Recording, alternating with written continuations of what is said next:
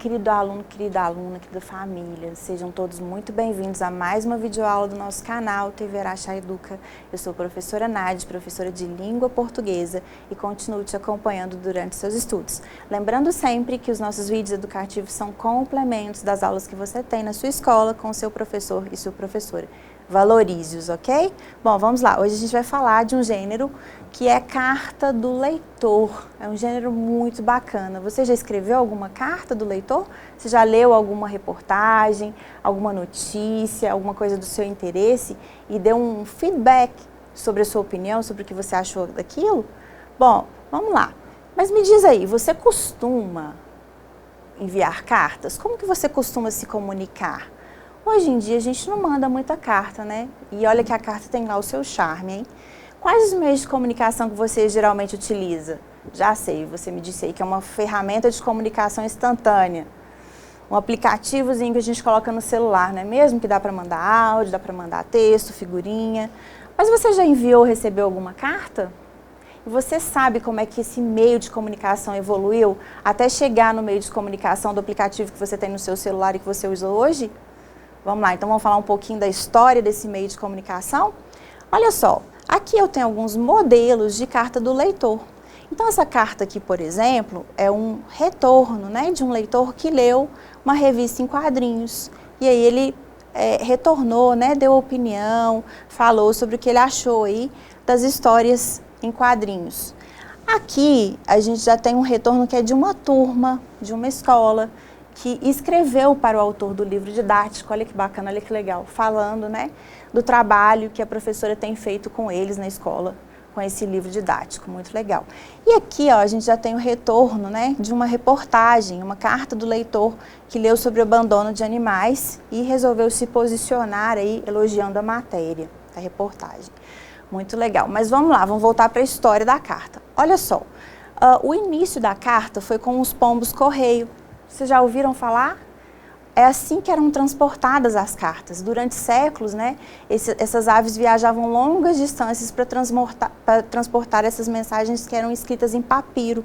Então, era colocado, né, aqui nas costas, né, geralmente, eles faziam aqui, né, esse bilhete aqui, essa mensagem, era enrolada e era colocado nas costas aí, né, do pombo correio, às vezes na perninha dele aqui, né, na patinha.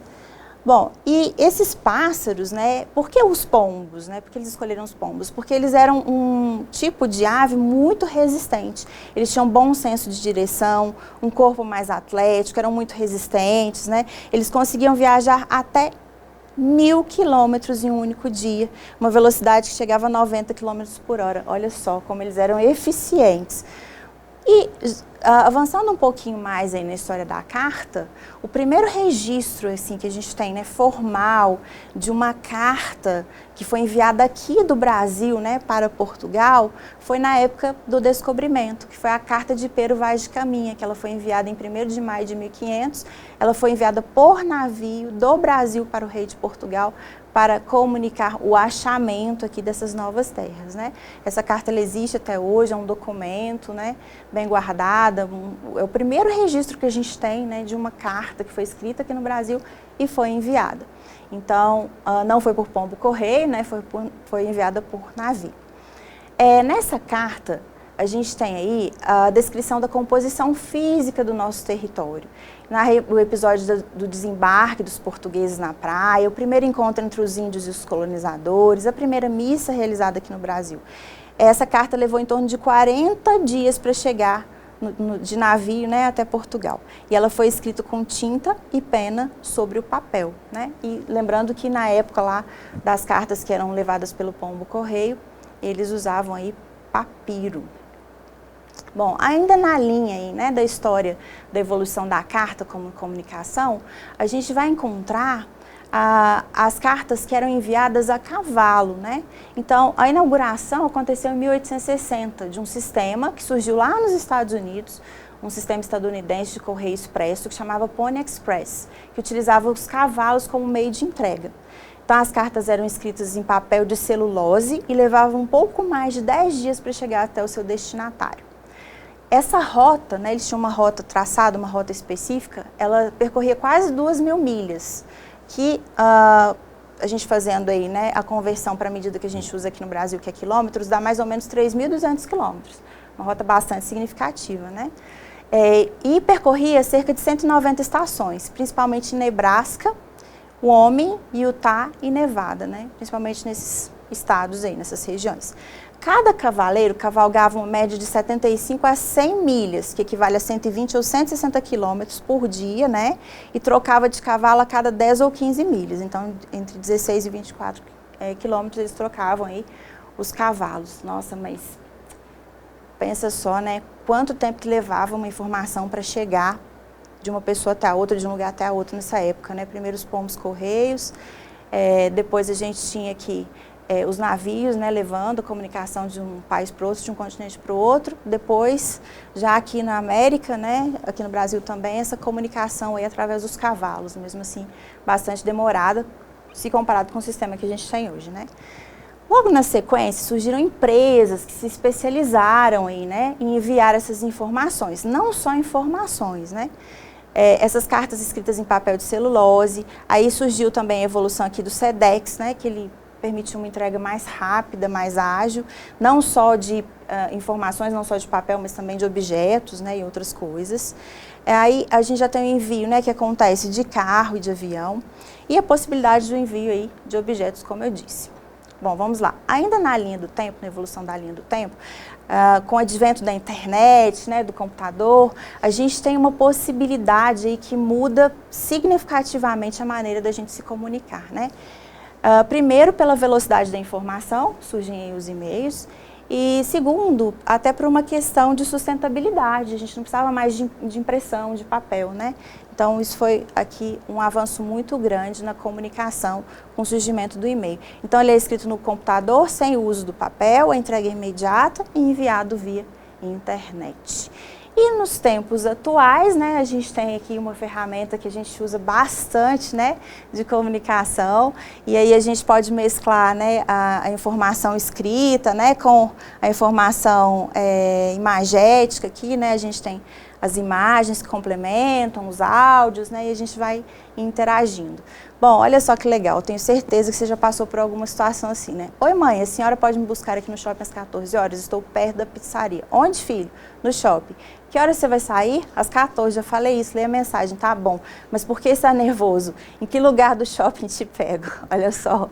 Então, às vezes, né, as mães, os pais, que são aí de umas gerações anteriores, têm um pouquinho de dificuldade de lidar aqui com essas ferramentas, né, que trazem tantas informações, né, e de maneira tão rápida, sem falar aqui no tipo de linguagem, né, que a gente sempre abrevia bastante as coisas e às vezes as outras gerações aí têm um pouquinho de dificuldade para entender isso.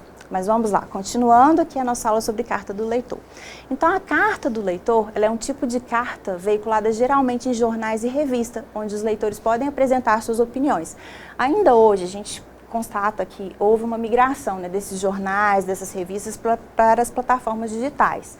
Mas mesmo nesses ambientes, a gente encontra espaços para que os leitores interajam, a gente tem os fóruns de discussões, né? Tem um espaço ali para as pessoas darem sua opinião. Inclusive, hoje é possível que você expresse sua opinião sobre a opinião de um outro leitor, né? Então, os próprios leitores acabam interagindo ali naquelas plataformas. Então, são opiniões, sugestões, críticas, perguntas, elogios, reclamações dos leitores que são publicadas e podem ser visualizadas por qualquer indivíduo. Às vezes, os próprios leitores não se entendem muito, né? Tem opiniões aí divergentes e, às vezes, eles não se entendem muito nesses fóruns de discussão, né? O leitor, ele pode sugerir algum tema a ser abordado. Por esse motivo, é uma importante ferramenta de produção de pauta para os veículos de comunicação. Então, esses meios de comunicação, eles perceberam que esse contato, esse acesso do leitor, né, com a mídia, ele é muito importante, porque o próprio leitor, quando ele dá esse feedback, quando ele dá a opinião dele sobre alguma coisa, ele costuma, inclusive, sugerir, né, alguns temas. Ele concorda, ele discorda e ele sugere também outros temas aí, né, para os próximos assuntos aí, próximas matérias. Bom, mas vamos falar um pouquinho agora das características. Então, as cartas do leitor geralmente são textos breves escritos em primeira pessoa, né, a pessoa se identifica. Geralmente tratam de temas atuais, tem um caráter subjetivo, porque ele vai falar dele, da opinião dele, vai se posicionar sobre o assunto, vai fazer uma crítica, vai dar uma sugestão. É uma linguagem simples, clara, objetiva, até um pouco mais coloquial, mais descontraída às vezes. Tem a presença do destinatário do remetente, então ele se identifica, né? Ele diz quem é, o nome dele. E é um texto expositivo e argumentativo.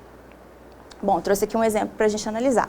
Olha só, então isso aqui é um exemplo de carta do leitor. Aqui a gente começa, ó, com o local, a data, São Paulo, 2 de dezembro de 2013. A gente tem uma saudação, caros editores da revista Viagens e Lazer. Antes de mais nada, gostaria de agradecer a matéria publicada no mês de outubro, intitulada Lugares Inóspitos do Planeta, pela riqueza de detalhes e beleza das fotos. Após ler a matéria, fiz uma lista dos locais que me interessam conhecer, uma vez que sou. Quanto a isso, tenho uma sugestão para o próximo mês, a inclusão de uma matéria sobre as Ilhas Fiji. Estive ali durante 2 anos de minha vida e pude contemplar belezas naturais estonteantes. Parabéns pelo trabalho. Aí ele se despede, agradeço a atenção, e aí ele se identifica, né? Tem a assinatura dele. Então, olha só que legal, ele não só elogiou a matéria, como ele também sugeriu. E vamos lá, que tal a gente praticar um pouquinho para ver se a gente entendeu direitinho o que é uma carta do leitor. Bom, vamos lá então. Olha só, o texto, se tratando da carta do leitor, ele é expositivo e argumentativo. Apresenta saudação e despedida ao destinatário.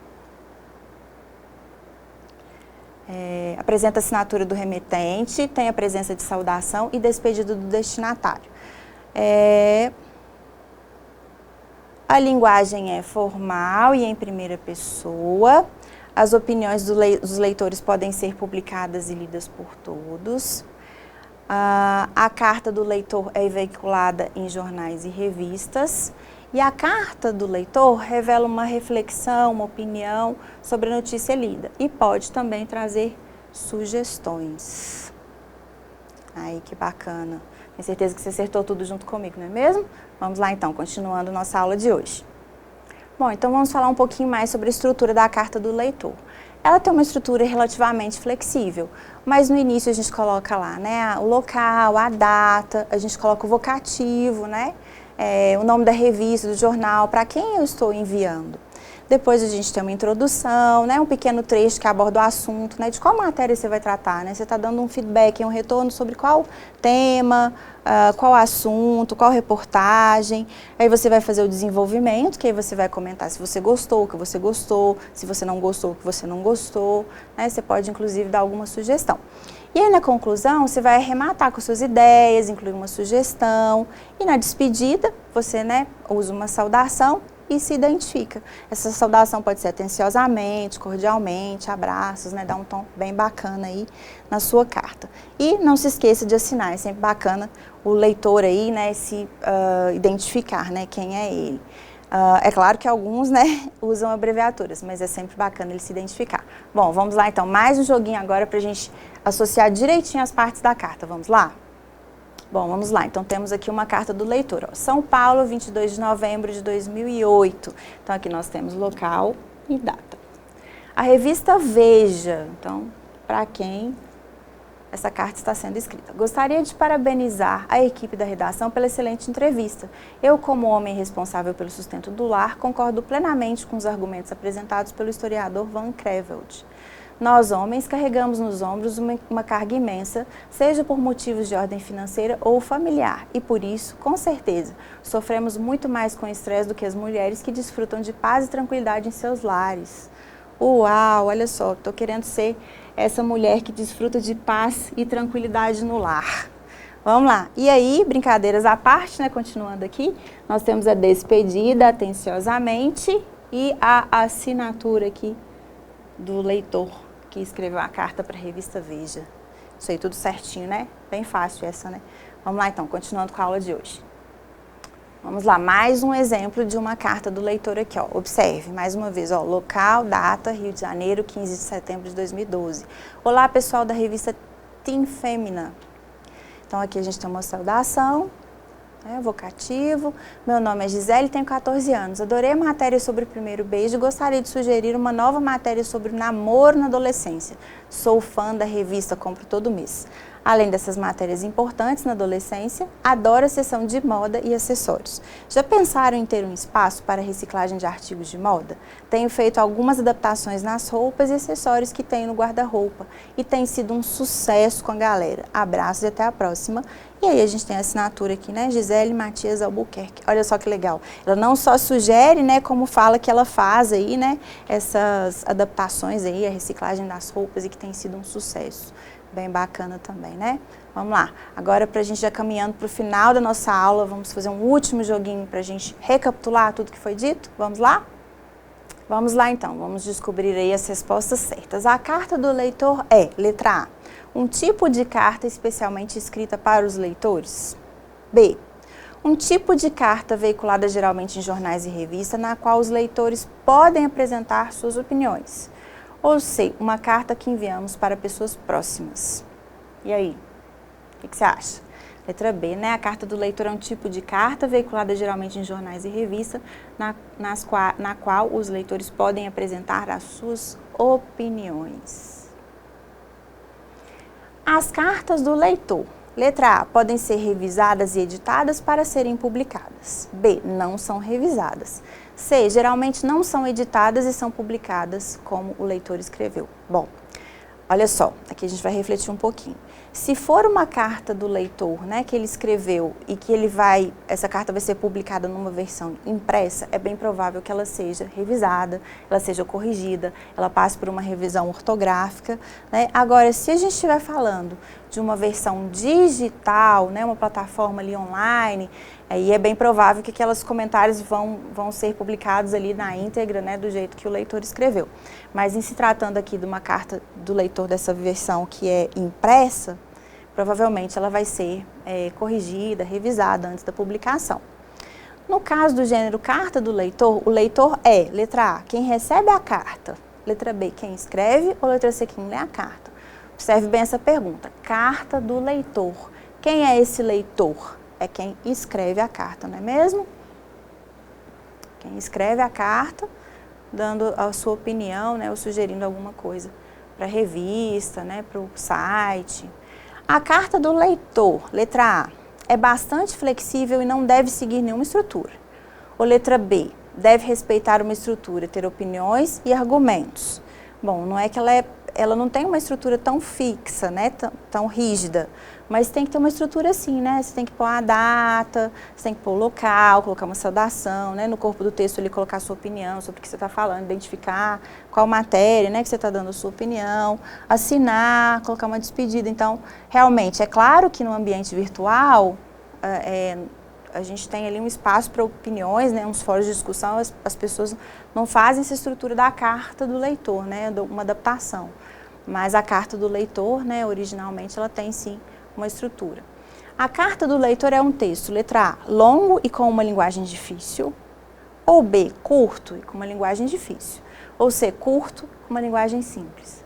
Letra C, né, curto e com uma linguagem simples. E se for uma postagem num fórum de discussão, então, lá na internet, é mais curto e mais simples ainda. Quais são os temas que a carta do leitor pode abordar? Letra A, apenas temas polêmicos. Letra B, quaisquer temas. Ou letra C, apenas temas atuais. Bom, todos os temas. Né? Ou seja, ele vai falar, né, sobre o tema da matéria, da reportagem, né, do assunto que ele leu. E qual o objetivo desse gênero textual?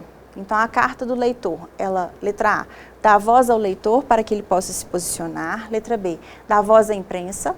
Letra C, dar visibilidade a um veículo de comunicação. Dar voz ao leitor. Além da apresentação de ideias, a carta do leitor também pode, letra A, sugerir, comentar, elogiar e criticar. Letra B, criticar, difamar e polemizar. Letra C, criticar, sugerir e difamar. Bom, difamar, polemizar, né, nunca é o objetivo. Aliás, você pode até fazer uma crítica que seja construtiva, desde que você seja polido, educado e saiba se posicionar. Mas o objetivo principal é sugerir, comentar, elogiar e criticar. sempre de maneira respeitosa, certo?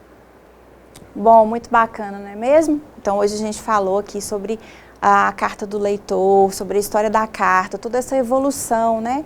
Desde lá da carta escrita em papiro, do pombo correio, a carta de Pero Vaz de Caminha, que é o primeiro registro que a gente tem aqui no Brasil, passando aí pelas cartas que eram entregues pelos cavalos, né? Depois veio a evolução do correio, da internet, né?